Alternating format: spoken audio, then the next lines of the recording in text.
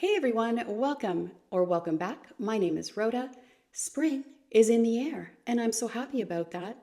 And I got inspired to do a beautiful spring look, a glowy but subtly glammy look. I wore this at a luncheon the other day and I thought what a perfect look to recreate for this video. So let me show you how I easily put this look together. All my skincare is already on. It's been sitting there for a little while, making sure it's nice and absorbed. I also picked up the new Mcgrath primer, and this is the second time that I've used it, and it is quite lovely on the skin. It is not heavy at all, and it applies so beautiful. It feels really, really great, nice and silky on the face. It absorbs so nicely into the skin and just leaves a little bit of a tack behind. I also picked up the Dior Forever Glow Filter. I haven't used this one before, but you know what? I think I wanted to apply just a little bit underneath just to give us a little bit of that extra glow, something light and glowy for spring. I'm just going to apply with my fingers a very light layer. This is supposed to be, like the Charlotte Tilbury Hollywood Flawless filter, which I love using. The only thing I'm noticing between them is the Charlotte is a little bit more of like a metallic finish. It's leaving a beautiful glow behind with none of that sparkle or that metallic finish. The Charlotte is a little bit more bold.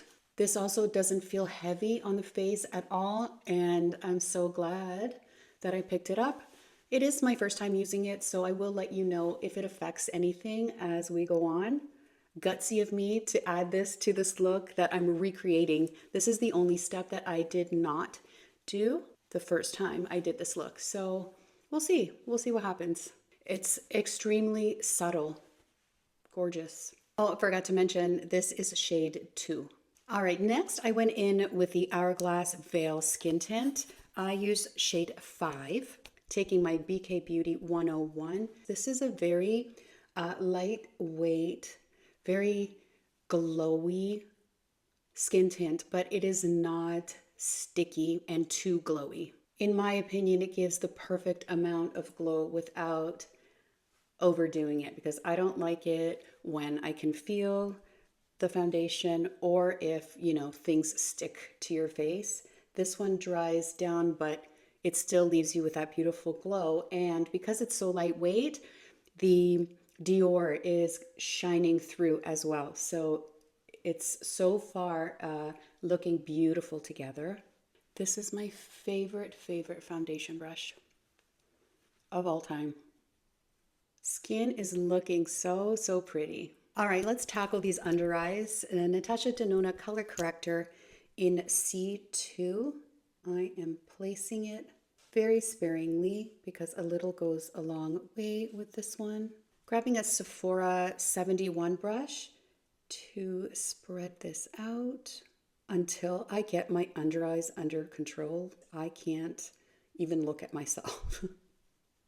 Like, it's weird. Now I'm going to grab my Gucci concealer in 25N, a little bit over here. And I want to brighten in this area around my nose that gets a little red and is a little bit dark. Maybe a little lift here. You can skip this if you want, but I kind of like to do it a little bit here and a little bit here. Angie Hot and Flashy A506 for the win. Concealer brushes. You can't go wrong with BK Beauty brushes or Rèphr brushes. Those are my top 2. I do want to try the Sonia G though. They're so expensive. They're so expensive. So I don't know.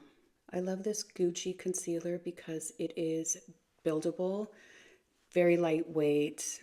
It's a stunning concealer. I am going to add just a little bit more, just a hint more in this area, just for a little bit more coverage. I'm also going to add just a tad on my lids, just so I can even out the discoloration. Very light layer. I'm still having this issue in the inner part of my eyelid on this eye. I don't know what's going on. It doesn't look dry. It doesn't feel dry. But for some reason in that particular area, I'm having a hard time applying any sort of product. I don't know. I'm not very chatty today. I don't know why. I had so much to say in my head and nothing's coming out. I'm concentrating. You know when you try to replicate something and all I have in my head is, oh, don't mess this up. Do not mess this up. It better look just as pretty as it did on Sunday because you never know what can happen, right? Okay, let's bronze up just a little bit. I'm going to, of course, grab my Makeup by Mario Skin Enhancer in light medium and my BK Beauty 109. I love this for cream products, especially for bronzing. I've totally hit pan on this and I'm not surprised because I love it. Now this is going to give us some sculpting, some bronzing, and a glow. It's so beautiful. I love it. They're just getting some warmth back into our face. So far, everything's been, you know, a cream product. So I'm going to stick with the cream products before we go in with any sort of powder. So we still have a beautiful glow going on. It's so light and airy and pretty and perfect for spring. I'm just going to get just a little bit here.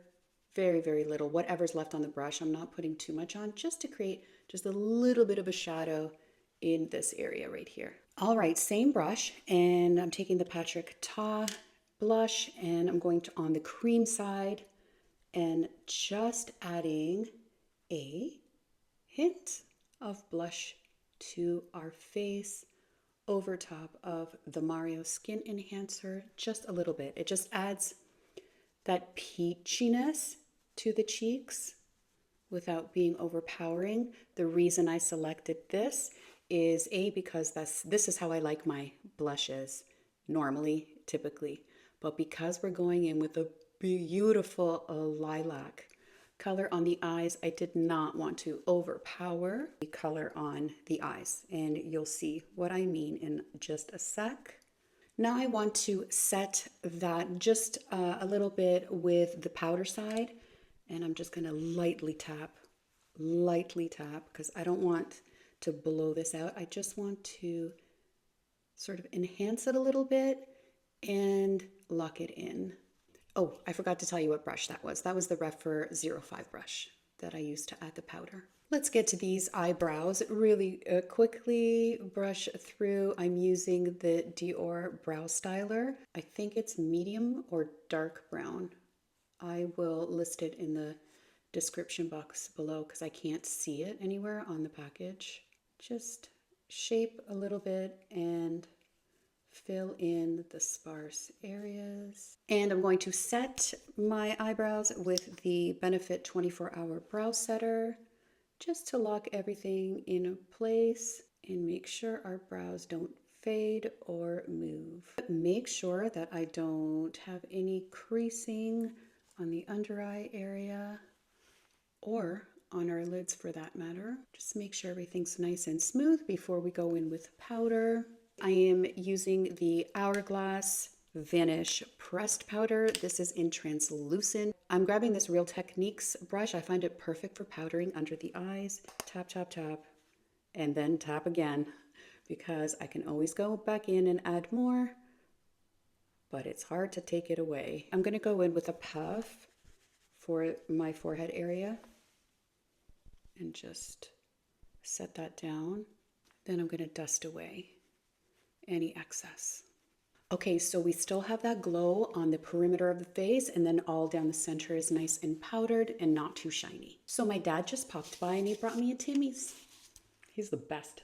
All right, the shadow that inspired this entire look is the Ilia Liquid to Powder Liquid Eyeshadow. This is in the shade Aster, a beautiful lilac. I cannot tell you how easy it is to apply this and how beautiful it looks on the eyes. Apply a good amount all over the lid.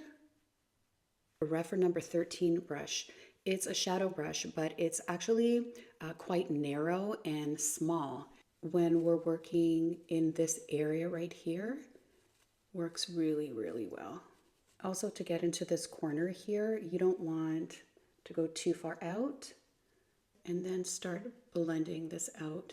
Do one eye at a time because these dry down to a powder. You do have work playtime, but I wouldn't let it sit too long on one eye. And when I get to the edge here, I just flick out just a little bit. So now I can see that I do want to add just a little bit more so we can peek through my crease here. So I'm just going to add just a little bit more right in the crease and start blending out. So the reason my dad popped by is because my kitchen sink literally like fell out. Not all the way, just partly. It just unglued itself. It's undermounted and it just unglued itself and it's kind of hanging there. Don't ask me why. I do not know. Anyway, my dad can fix anything. I asked him to come by and take a look at it. Hopefully he can fix it. And hopefully we don't need a whole new sink because it never ends. It never ends. Because of this hood that I have here, this deep set eye situation, it just looks like a shadow, like a deep shadow on camera, but there is a peak of that lilac sitting right on top. I am also going to bring this on the lower lash line. So I'm not going to apply it directly. I am just going to take my Rèphr 23. It's a very teeny tiny pencil brush, and I'm just going to grab a little bit off of the applicator and carefully run this along my bottom lash line. And as I get to this corner here, I'm kind of connecting it to where the shadow is on my lid. And I don't want this to come too far down. So as I'm working it, I'm kind of spreading it out and it's drying down and will not move.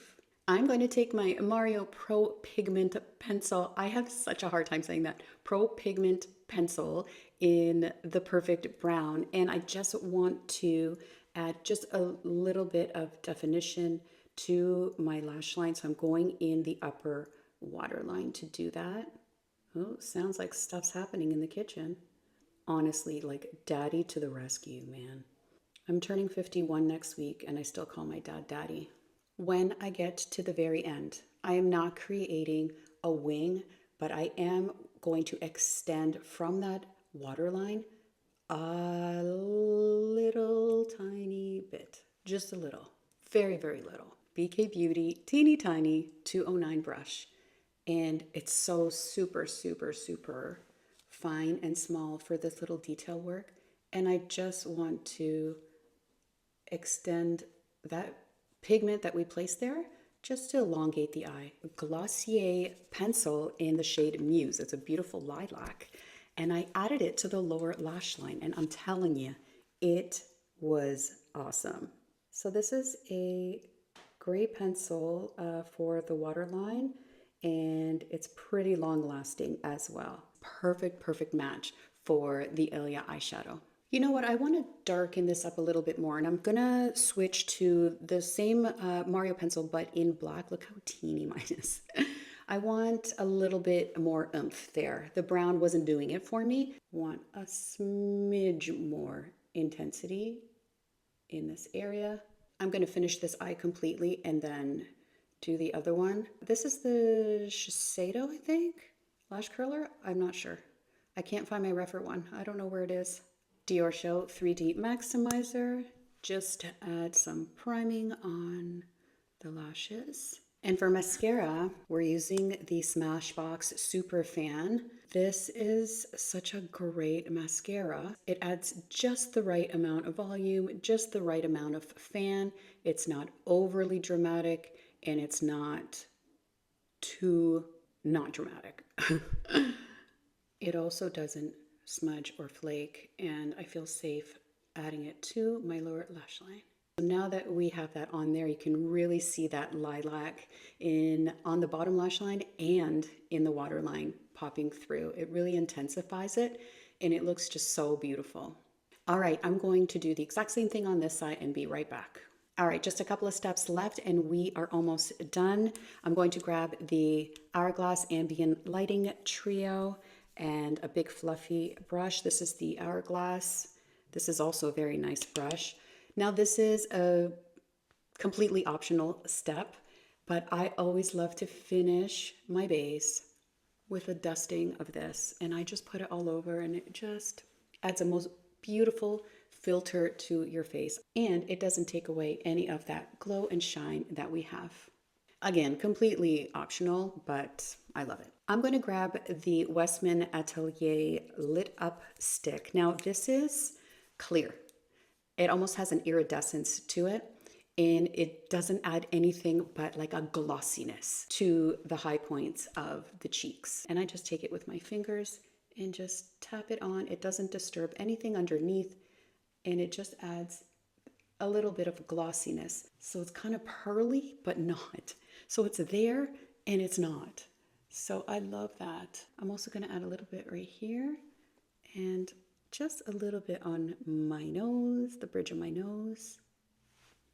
And that's it. Anastasia Beverly Hills lip liner in the shade Mocha. Line the lips with this. I love these lip liners. They're long lasting, but they glide on so perfectly. Rouge Dior lipstick in 220 Beige Couture. Perfect nude and gorgeous pairing with that Mocha lip liner. I'm just feathering in and just blending the lipstick with the lip liner. Then I grabbed this gorgeous, gorgeous Anastasia Beverly Hills lip gloss in the sparkly diamondy one. And I cannot see and I can't remember what the name of it is, but I will add it in the description box. This as a little glossy topper with the beautiful sparkles just added that extra little something, something. And I just added it to the center of my lips. Pop a something. It's not overpowering, but it gave me that shine, and the sparkles are not overpowering, but they are beautiful. Charlotte Tilbury setting spray. All right, my friends, this is the final spring look. What do we think? I absolutely love it. I got so many compliments at that luncheon on Sunday, and it's definitely a look that I will do again, and I wanted to share it with you guys. It's just a beautiful pop of springy lilac color on the eyes, but it's not overpowering. Even my husband noticed. He was like, "What is that on your eyes? It's so nice." And he never notices anything. Okay, so that tells you something. Let me know if you recreate this look and how it goes for you. As always, thank you so much for watching. If you have not already done so, please do consider subscribing to my channel. That would be amazing. And hit that bell button so that you're notified every time I post a video. I'll see you in the next one. Bye.